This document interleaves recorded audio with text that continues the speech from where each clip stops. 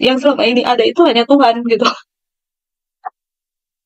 Dan saya juga terima kasih kepada teman saya yang pada saat itu ada untuk saya, mengingatkan saya untuk percaya bahwa saya nggak sendirian. Pada saat ibu saya, pada saat saya merawat ibu saya nggak sendirian, saya bersama Tuhan. Dan pada saat saya kehilangan ibu dan keluarga yang saya sayang, saya percaya bahwa Tuhan yang ada pada saat itu. Saya akan ceritakan bagaimana saya pada akhirnya memutuskan untuk masuk Kristen. Pada saat itu, waktu saya kecil, saya sangat aktif mengikuti beberapa kegiatan di ya pengajian lah ya Pak ya. Tapi Ya. pada saat itu karena saya masih kecil, tiba-tiba saya mimpi itu di tempat ibadah. Saya ngeliat jam begitu besar. Terus dalam mimpi saya tiba-tiba ada yang berbicara dari jam itu, bilang kalau saya mau masuk neraka katanya gitu. Padahal kan pada saat itu posisi saya mau mengikuti lomba besoknya. Oke, saya abaikan, tapi sampai saat ini saya masih ingat sama mimpi itu. Lanjut ketika di tahun 2009, saya kehilangan ayah saya.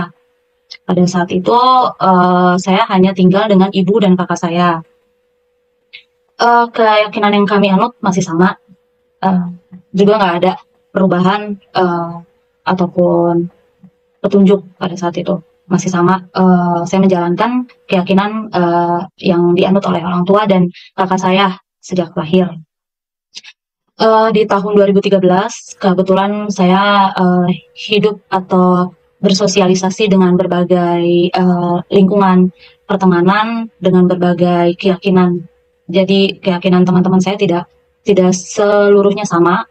Dan di 2013 itu juga saya terkena musibah. Musibah apa pada saat itu? Yaitu ibu saya terkena stroke. Saya merawat ibu saya sama kakak saya pada saat itu. Saya sambil bekerja, sambil mengurus ibu saya yang terkena stroke. Di situ saya jadi punya banyak lebih waktu untuk beraktivitas di luar kegiatan kerja. Karena pada saat itu selain saya kerja, saya urus ibu saya yang sakit. Saya juga kalau weekend nggak pernah kemana-mana, jadi hanya ada di rumah saja. Tuh, pada saat itu kan kondisi hati sakit ya, ngelihat seorang ibu sakit, terus saya rawat sendirian karena kakak saya harus kerja. Saya punya banyak waktu buat berpikir, uh, bukan berpikir ya, merenungkan segala nasib. Kok rasanya saya diuji segitu dalam ya Tuhan.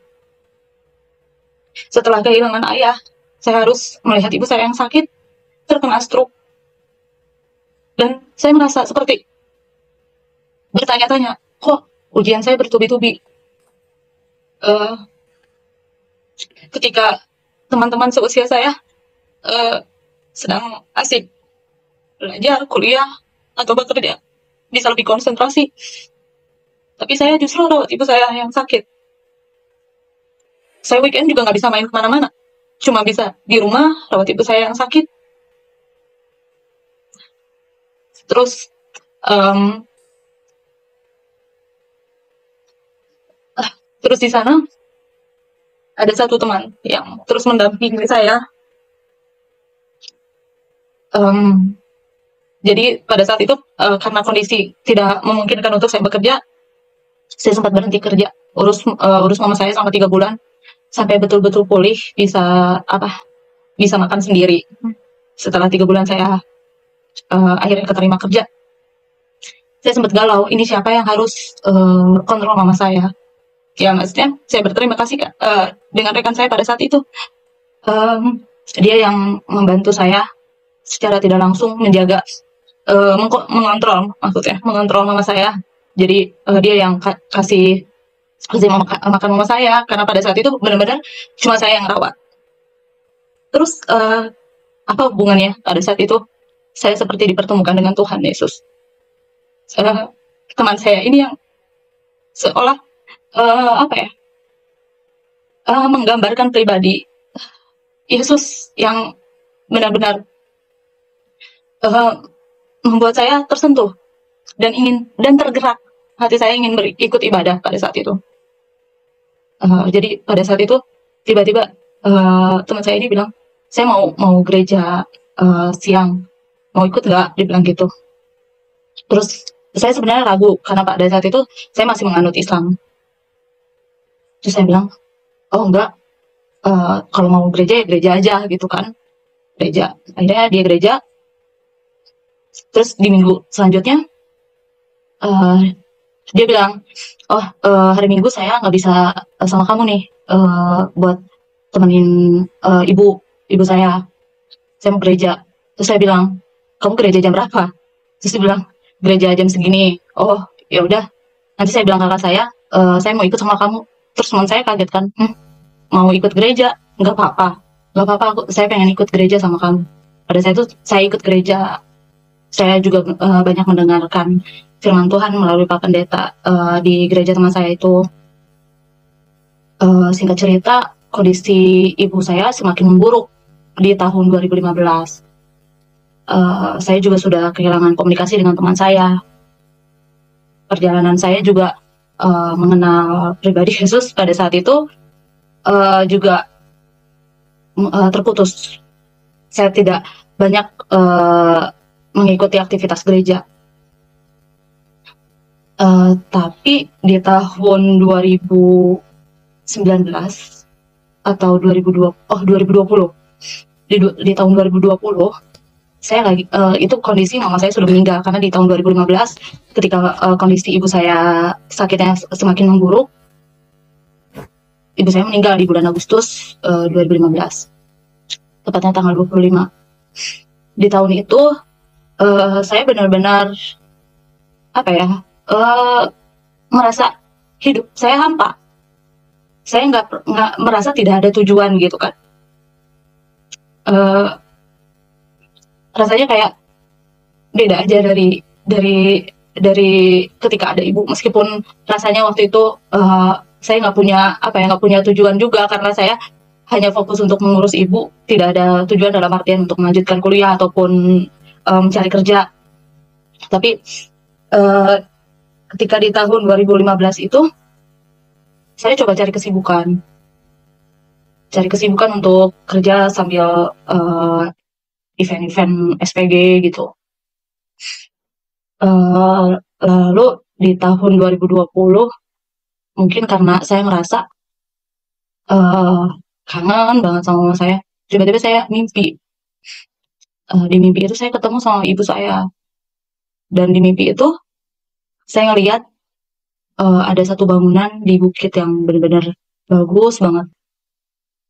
Saya ketemu ibu saya, dan waktu itu di dalam mimpi ibu saya benar-benar cantik, pakai baju putih-putih. Terus saya tanya, saya deketin, Mama. Saya dalam mimpi itu bukan bilang, Mah saya kangen gitu, bukan. Padahal dalam hati saya tuh saya benar-benar kangen sama ibu saya. Tapi saya di mimpi itu malah bilang, Mah, bangunan itu kok bagus? Aku bilang, itu apa? Terus di situ mama saya bilang, itu Pentakosta. Terus saya bilang, Pentakosta. Selama saya mempelajari Kristen itu, saya nggak tahu itu Pentakosta apa. Terus saya diam di mimpi. Tiba-tiba kebangun. Setelah terbangun, saya lihat sudah jam 8 pagi. Terus pada saat itu, kebetulan ada teman saya yang Kristen. Saya tanya, oh dia lagi merayakan hari kenaikan Yesus Kristus pada saat itu. Terus saya ngobrol-ngobrol, ada pembahasan. Terus saya bilang, oh Pentakosta itu apa ya? Dijelaskan lah sama teman saya ini. Kok bisa mimpi itu? Terus saya bilang, saya juga nggak tahu. Saya tiba-tiba minta mimpi itu aja. Padahal sebelumnya saya nggak pernah dengar itu. Itu apa sih gitu kan? Terus lanjut, pada saat itu ada teman saya juga yang kebetulan sedang mempelajari Kristen sama dengan saya. Terus dia ajak, kamu gereja bareng nggak di tempat saya? Dia bilang gitu. Terus saya bilang, oh boleh deh, saya juga pengen tahu nih, maksudnya barangkali ada memang petunjuk dari Tuhan melalui mimpi saya, atau panggilan dari Tuhan melalui mimpi untuk saya ikut di kegiatan rohani Kristen. Pada saat itu saya mengikuti teman saya gereja di tempat yang sama. Di situ pun saya belum terlalu mendalami gitu. Pada saat itu yang sampai pada akhirnya saya bergerak untuk masuk Kristen barulah di tahun 2021 di gereja GPPK CLC. Itu karena saya merasa bahwa kenapa saya bisa teryakinkan? Karena saya merasa bahwa selama ini banyak keajaiban Tuhan yang tidak pernah saya kira. Ya, salah satunya melalui mimpi itu saya diberikan petunjuk seolah mama saya ingin saya berada di jalan Tuhan. Saya menyimpulkannya seperti itu, ya itu karena yang saya percayai, terlepas dari orang percaya atau tidak dengan cerita saya, ya itu pengalaman pribadi saya. Itu yang saya rasakan. Kenapa saya bilang bahwa Kristen adalah agama yang saya rasa baik buat saya, karena saya banyak melalui cobaan ujian dan selalu dipertemukan dengan teman-teman yang baik dengan saya itu melalui ajaran Yesus Kristus. Saya selama ini dikuatkan oleh teman-teman saya Kristen. Saya merasa seperti mereka memberikan pelajaran hidup melalui perilaku secara langsung gitu, nggak hanya teori aja gitu, mempraktekannya langsung ke saya. Dan saya merasa semenjak saya masuk Kristen pun saya seperti diberkati banyak kasih sayang. Seperti apa yang selama ini saya rasa hilang, seperti ada kembali gitu. Kalau misal teman-teman bilang bahwa kamu masuk Kristen ya karena kamu kehilangan kasih sayang dari orang tua, terus kamu merasa Tuhan itu nggak ada buat kamu. Ya salah. Justru saya merasa Tuhan itu ada melalui teman-teman saya yang percaya gitu. Saya merasa selama ini diberkati banyak hal itu karena selalu diingatkan oleh teman-teman saya yang percaya gitu. Kalau misal teman-teman saya yang kemarin bilang atau yang merasa bahwa pilihan saya salah, kenapa ketika saya pada saat itu kehilangan, tidak ada yang mencoba mendekatkan diri ke saya untuk sekedar mengingatkan. Malah justru orang yang percaya yang justru mengingatkan saya sampai membuat saya juga ikut percaya. Ya mungkin pesan dari saya juga untuk teman-teman melalui video ini, saya bukan selama ini saya bukan sedang mengkhianati Tuhan saya, tapi selama ini saya mencari apa yang saya rasa hilang, yaitu kasih dari Tuhan. Dan baru kemarin saya melakukan peneguhan iman di gereja saya, terus saya kebetulan dapat firman yang sangat khas dan saya rasa menjadi bekal untuk hidup saya ke depannya. Itu Filipi 4 ayat 13. Segala perkara dapat ku tanggung di dalam Dia yang memberi kekuatan kepadaku.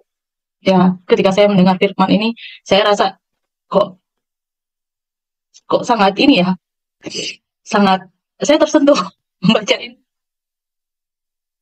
Dari banyaknya ujian yang selama ini saya tanggung, yang selama ini ada itu hanya Tuhan gitu. Dan saya juga terima kasih kepada teman saya yang pada saat itu ada untuk saya, mengingatkan saya untuk percaya bahwa saya nggak sendirian. Pada saat ibu saya, pada saat saya merawat ibu saya nggak sendirian, saya bersama Tuhan. Dan pada saat saya kehilangan ibu dan keluarga yang saya sayang, saya percaya bahwa Tuhan yang ada pada saat itu. Hmm, eh,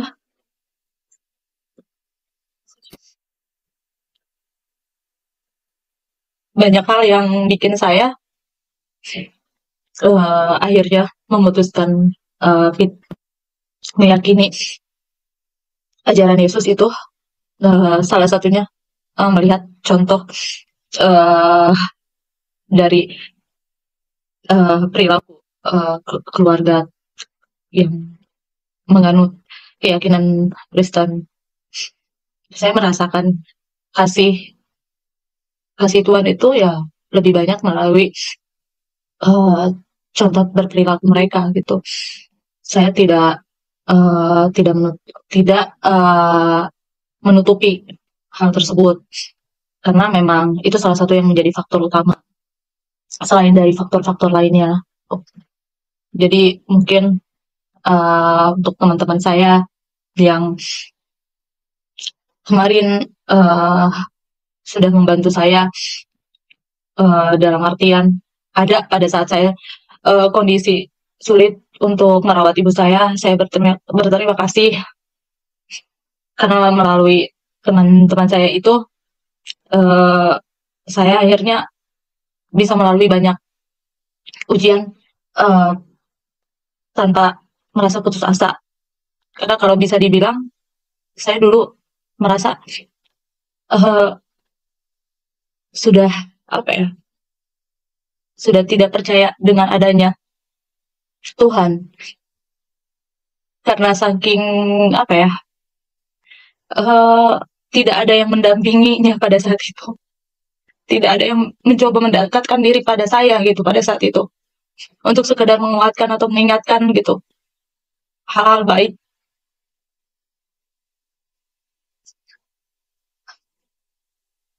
Dan pada saat saya waktu itu lagi kenapa bisa viral di TikTok juga saya kaget ya. Pada saat itu saya mendengarkan lagu apa Tuhan Yesus tidak berubah. Itu lagi viral banget lagunya kan di TikTok tuh saya kok lucu lihat ya pas saya kayak anak-anak kecil yang nyanyiin tuh saya tanya ke teman saya ini lagu apa itu biasanya lagu anak-anak sekolah minggu yang nyanyiin gitu. Oh, saya bilang terus saya itu mungkin kalau untuk orang yang sekilas hanya mendengar musiknya aja mungkin hanya lucu-lucuannya aja gitu kan karena di remix musiknya gitu. Tapi kalau saya jauh lebih daripada itu, saya mendengarkan liriknya. Tuhan Yesus tidak berubah. Ya, saya merasa bahwa Tuhan Yesus tidak pernah berubah. Saya selama ini selalu diingatkan banyak hal baik uh, dan Tuhan Yesus mengingatkan melalui orang-orang yang tepat bagi saya. Hmm, kalau saya flashback lagi selama ini, saya merasa kehilangan sosok keluarga saya. Ya, pada saat saya kehilangan orang tua, itu saya hanya berdua dengan kakak saya. Nah, pada saat kakak saya menikah, kebetulan kakak saya menikah dengan Muslim, namun keluarganya Kristen. Nah, saya pada saat itu tinggal dengan mertua kakak saya yang notabene keyakinannya Kristen.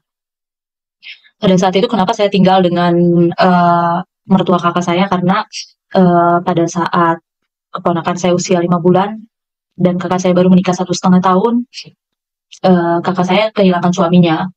Dan pada saat itu yang menanyakan kabar secara intens, saya tinggal dengan siapa, kakak saya bagaimana, keponakan saya bagaimana kondisinya, itu hanya mertuanya saja. Jadi mereka memutuskan untuk kami tinggal bersama di rumah mertua kakak saya.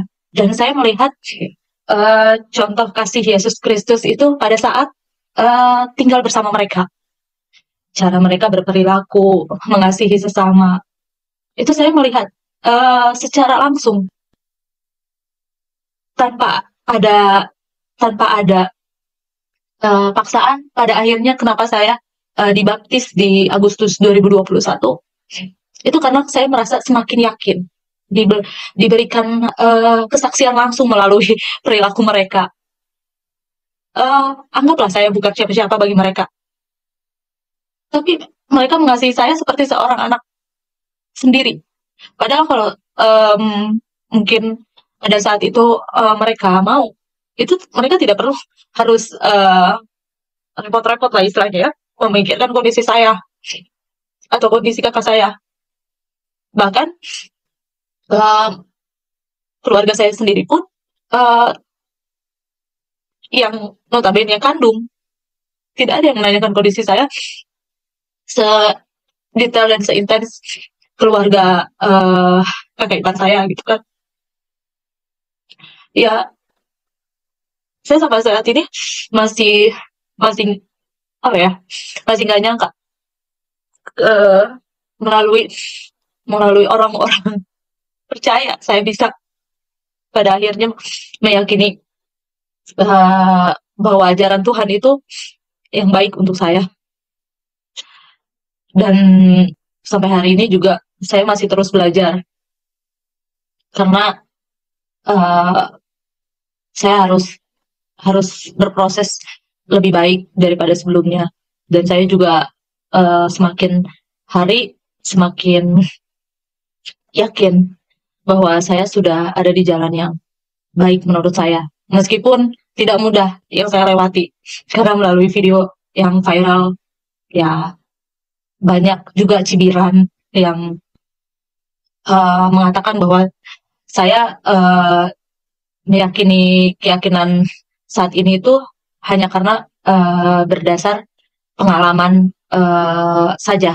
Dalam artian, saya tidak punya bukti kuat bahwa apa yang saya yakini ini terbaik di mata mereka.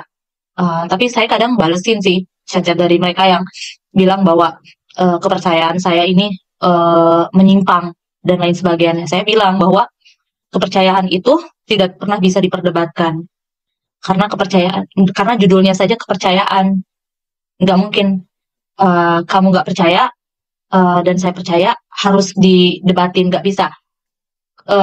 Semuanya itu melalui proses dan tidak semua orang melalui proses yang sama dengan saya.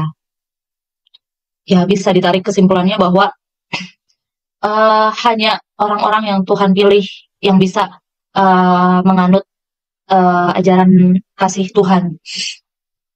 Itu pun saya tidak dalam waktu setahun 2 tahun melewati banyak hal untuk pada akhirnya saya meyakini Yesus sebagai juru selamat saya. Melainkan 2013 sampai saat ini berarti terhitung 9 tahun baru saya memutuskan untuk dibaptis seperti itu. Mungkin kalau untuk dari saya cerita pengalaman pada akhirnya saya menganut Kristen segitu sih Pak. Dari saya pribadi untuk teman-teman semua yang percaya, terus berkati teman-teman kita yang perlu akan kita di kehidupannya, dan juga untuk teman-teman yang belum percaya untuk saat ini, percayalah bahwa keyakinan itu tidak bisa diperdebatkan sampai kapanpun. Keyakinan itu tidak akan pernah bisa diperdebatkan. Tapi dengan kuasa Tuhan akan ada jalan yang bisa menuntun kita ke ajaran Tuhan Yesus Kristus, seperti pengalaman saya. Jadi jika ada teman-teman saya yang sampai saat ini masih memperdebatkan keyakinan saya saat ini, saya mohon maaf, karena ini keputusan saya pribadi. Apa yang saya percayai itu tidak akan pernah bisa saya paksakan kepada teman-teman. Seperti itu, Pak. Baiklah, saudara-saudariku yang dikasihi Tuhan, video yang baru kita saksikan bersama ini sungguh menyentuh hati bagi kita orang percaya. Ajaran kasih itu ada sejak dunia ini ada, yang dikisahkan dari beberapa kisah dari Tuhan Yesus untuk mengajarkan kita mengasihi sesama kita. Orang yang berada di sekitar kita adalah orang yang pantas kita kasihi, bukan musuh kita, sekalipun kita berbeda dalam keyakinan, kepercayaan, Mari terus untuk memupuk rasa persaudaraan serta menghormati sesama kita yang berbeda sekalipun dengan penuh kasih sebagai suatu ajaran daripada Tuhan Yesus. Sebab hidup tanpa dengan kasih itu sia-sia di mata Tuhan. Mari tetap mengasihi sama kita dan tidak jemu-jemu untuk menyebarkan kebaikan tentang Tuhan Yesus, dan Tuhan Yesus memberkati kita semua. Shalom.